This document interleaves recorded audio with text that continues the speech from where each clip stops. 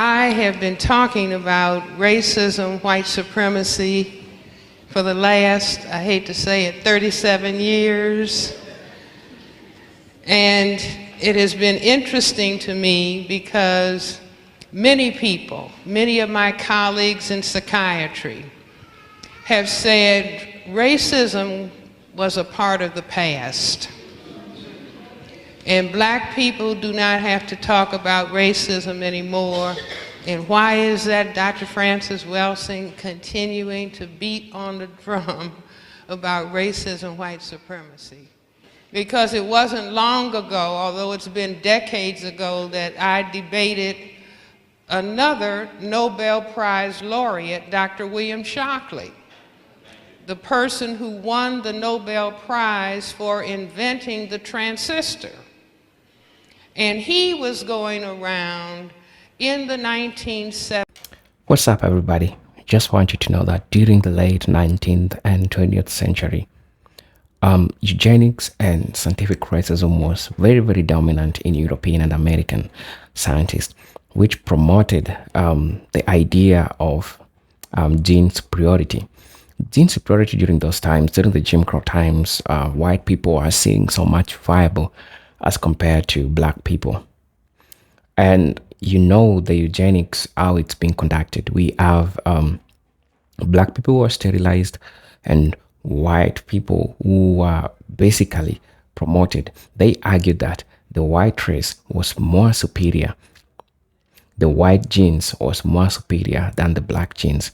And this is a narrative that was, proposed by a scientist who is called Francis Galton in 1883. Now, you may be wanting to know what is eugenics. For those who don't know, eugenics is a set of beliefs and practices aimed at improving the genetic quality of human population. It became popular in the 19th and 20th century, primarily in Europe and the United States. The movement was based on assumption that certain traits which included intelligence, physical health, and morality, were inherited, and that by controlling reproduction, these traits could be encouraged or discouraged in future generations. The term was coined by a British scientist called Francis Galton, which was done in 1883, and its ideas were influenced by Charles Darwin's theory of natural selection. Okay, now listen. In an environment where European and American scientists promoted eugenics, I believe that superiority of some races were better than other races. This idea was used to argue that white people were biologically superior to other races, especially black people. This pseudoscientific theory justified policies such as forced sterilization, segregation, and exclusion of black people from certain opportunities. These ideas were discredited in modern science, but they continue to influence perception. And that's the narrative that white people did have, because the perception of white or black people in the media, they were seen as people who are violent, and that's how the media used to show much about black people.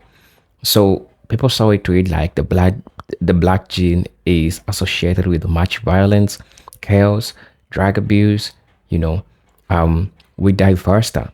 And this is proven. There's this video that I did recently why whites age like milk while black age like wine.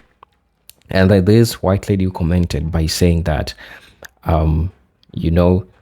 yes, you look younger, but you die faster as compared to we white people. And I was like, damn, okay. You might be saying truth, because this is how the media has been representing black people. And so the world is hostile towards a black person, especially in Europe and in the United States.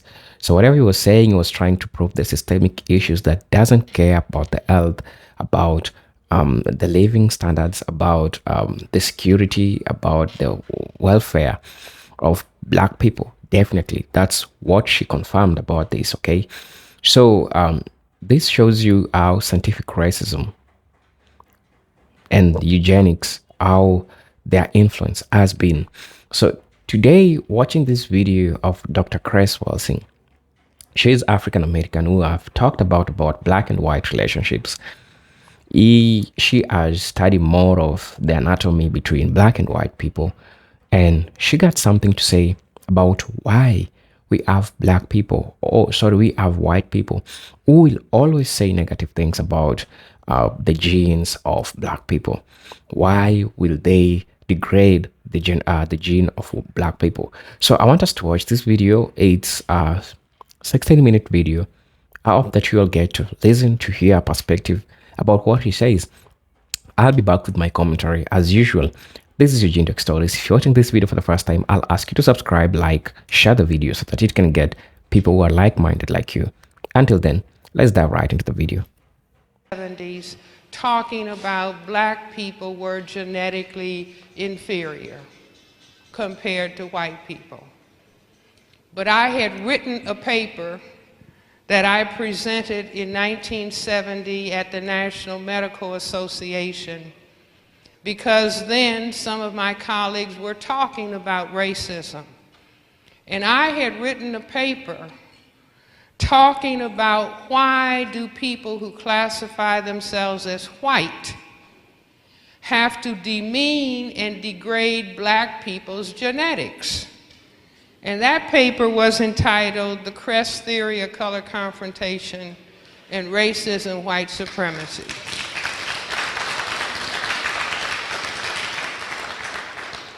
And in that paper, I talked about the fact that when people who classify themselves as white keep saying something is wrong with black people's genetics, see, 3 of their fingers are pointing back at themselves. And I didn't invent any genetics. I just simply thought about the things that I had been taught in their institutions and in medical school. That the inability to produce skin pigmentation is defined not by Francis Welsing, but by their own scientists as a genetic recessive trait and a genetic deficiency. A genetic deficiency, and it is albinism. A-L-B-I-N-I-S-M, albinism, meaning the cells in everybody's skin that are called melanocytes, that are charged with the production of melanin pigment, the black pigment. If you have a lot of melanin, you're crystal black. A little bit less, you look brown. A little bit less, you look red. A little bit less, you look yellow. And white is almost none at all. Now, they had defined albinism as a genetic deficiency state when they were talking about mice and rats and other forms of life.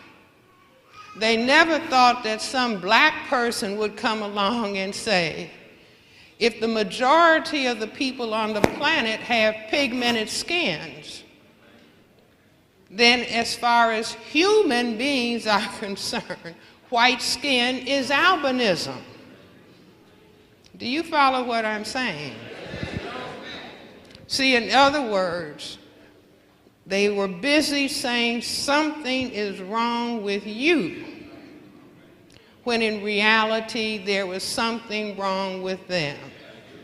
And I explained that this is the reason that they suntan. You see, trying to create color. And I'm updating it and saying now that this is the reason that so many of them are trying to cover their bodies with tattoos. See, now we need to think about that, because sometimes monkey see, monkey do. And we don't understand why. See, it's like they do something, we think we have to do something. There's some black people who think that they have to get in the sun and tan too. See, but we have been blessed by the Creator with color. And indeed, and in fact, the Creator made us the chosen people, in that we are the mothers and fathers of everybody on this planet.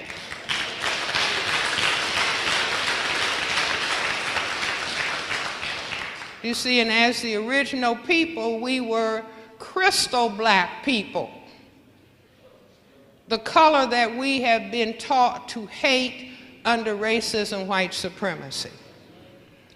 Do you see? But this not only explained the sun tanning and maybe now the tattooing, but I said this is the core of racism.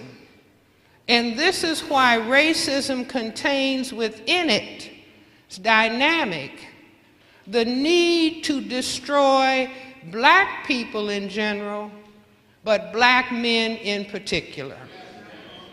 You see, and we are seeing that with the high level of incarceration of black men, with the dropping out of school, and the high levels of unemployment. And that goes back to the fact that black men are perceived as the persons who can cause white genetic annihilation. Now, as a female, women, we have ovaries, and in our ovaries we have the genetic material. But women cannot impose and force sexual intercourse. Shall I say that again? See, females, we can try to entice and influence. But if a female, if I reached in my purse and pulled out an Uzi, and I started to threaten a man and say, I don't care if your wife is here, you are going to have sexual intercourse, and I frightened him, he wouldn't be able to. See, because the erection disappears in the presence of fear. So women cannot impose sexual intercourse. And so the white collective, from the time that Christopher Columbus came out of Spain in his little boats and started the white people circumnavigating the globe, they began to realize, wait a minute, all these other people on the planet are people of color. And the men, just like the fondling fathers. Did you hear the term? See, black people, we don't need to say founding fathers. We need to talk about the fondling fathers, the Thomas Jeffersons, the George Washingtons, and all of those slave holders who were raping and taking sexual advantage of black women. They found out that by sexually relating, their white color would disappear. And they began to understand, wait a minute, when they realized that they were just a tiny, tiny minority population on the planet. And see, we're still busy calling ourselves minorities. But guess what, ladies and gentlemen? They are the minority on the planet, but they know the value of saying repeatedly to other people that they are the minorities because it makes them feel weak and it makes them feel vulnerable. So we really need to start talking about the global white minority, the global white minority, the global white minority. See, and the global white minority realized that for them to genetically survive on planet Earth, they have to have control over all of the non-white people. And because black people have the greatest genetic potential to cause white genetic annihilation, the heaviest pressure has to be on us as a people, as a total people, and as black men in particular. And so therefore, we learned, many of us learned before we learned how to read or write. If you are black, get back. If you are brown, stick around. If you are yellow, you're mellow, and if you're white, you're all right. They were just color coding what they needed to do for white genetic survival. And that is continuing on the planet today. So I maintain that we need to update our understanding and understand the noose, like they're trying to tell us, is just a joke, and that it doesn't mean anything. I would suggest that for every person who hasn't already read the book Without Sanctuary, it's a pictorial essay of all the lynchings and castrations of black men and burning of black men as white people stood around and cheered, and in some cases taking home body parts. We need to look at that and study that, and I say don't waste any energy hating white people. That's not taking us anywhere. It's like if we sat down at a chessboard to play chess at a tournament, you don't beat your opponent by hating your opponent. You have to take all of your energy and understand exactly the moves that the opponent is going to make and make certain that you know how to counter those moves. Now, this is not a mystery to black people. Black people are expert playing basketball, playing football, playing baseball. All of these are psyching your opponent. What moves is the opponent going to make? And you make counter moves that can checkmate the opponent and move on to victory. So we need to understand and master, instead of trying to ignore racism and pretend that it doesn't exist or that it went away some time ago. No, racism is alive and well. Racism is a total global system that, as Neely Fuller outlined in his textbook for victims of racism, textbook for victims of white supremacy, racism operates in economics, education, entertainment, labor, law, politics, religion, sex, and war. Now, I'm adding to that health, because people are busy right now talking about healthcare disparities. But there are disparities in all of those areas of activity. There are disparities in economics and disparities in education, entertainment, labor, law, politics, religion, sex, and war, and health. And I say disparities in entertainment.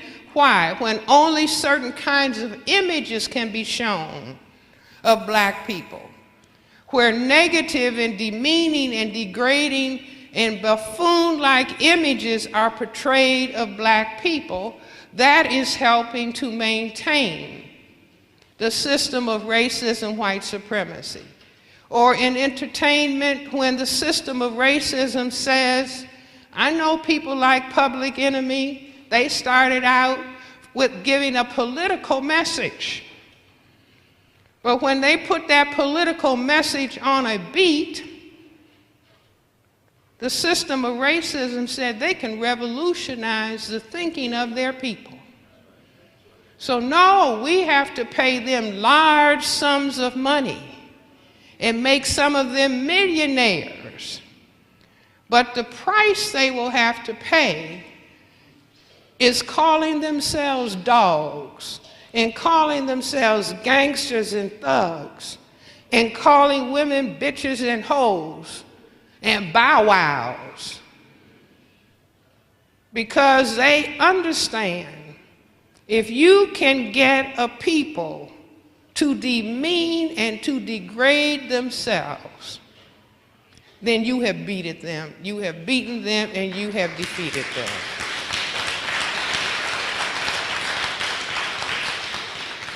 Hello guys, welcome back to the channel.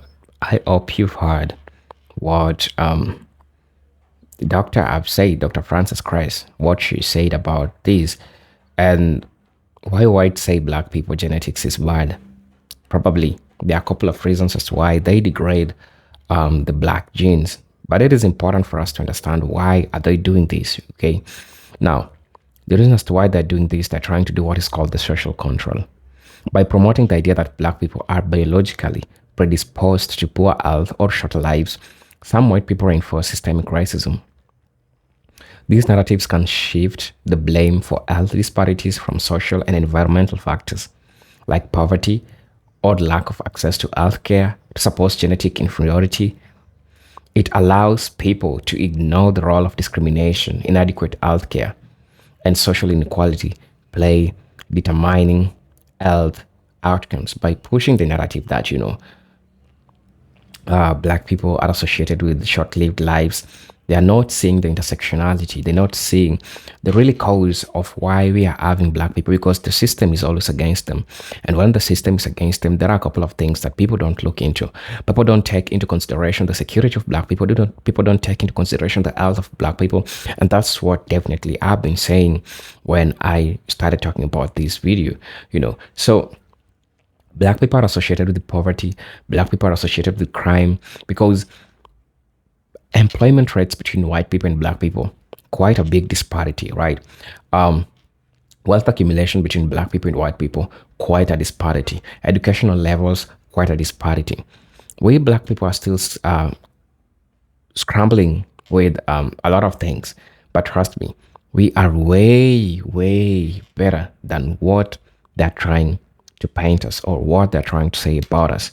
So most definitely, and I know that we have people who have said negative things about black people, about black genes. We have people who don't want to have black children. They just want to have white children, or they want to have children from other races because of what they believe or what they associate with black people or the black genes.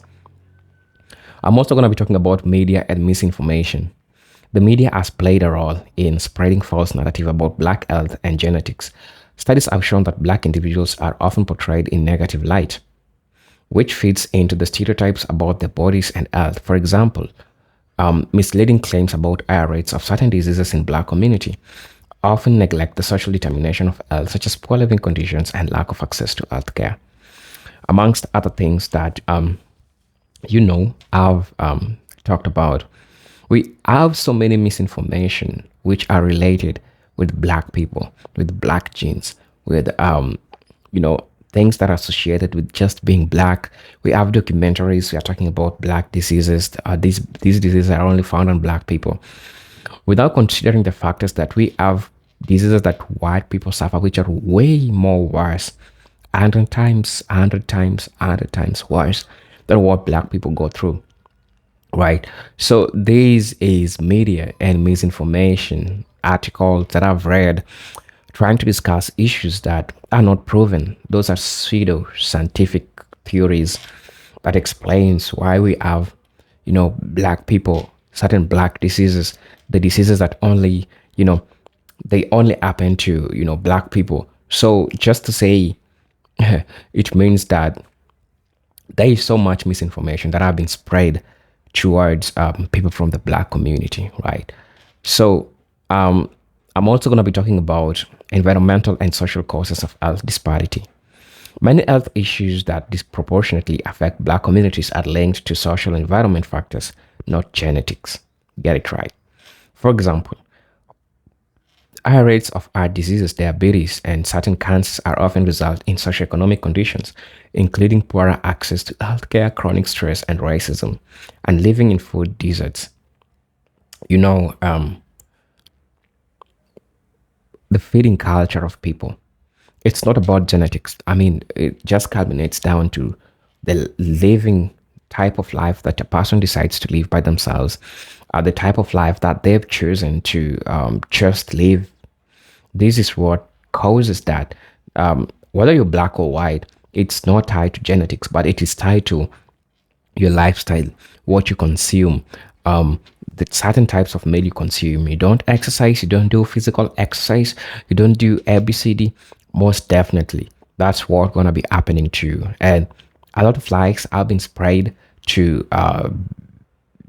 against black people, and I've talked about these diseases that we have chronic diseases like cancer that they are most definitely associated with black people, which definitely I know it's not true. Like, we just need to find a way of doing the research, finding the we need to know that these things are caused by environmental factors, and they are not genetics. Sometimes I understand a theory that explains that environmental factors affects your gene, but not in the essence of diseases.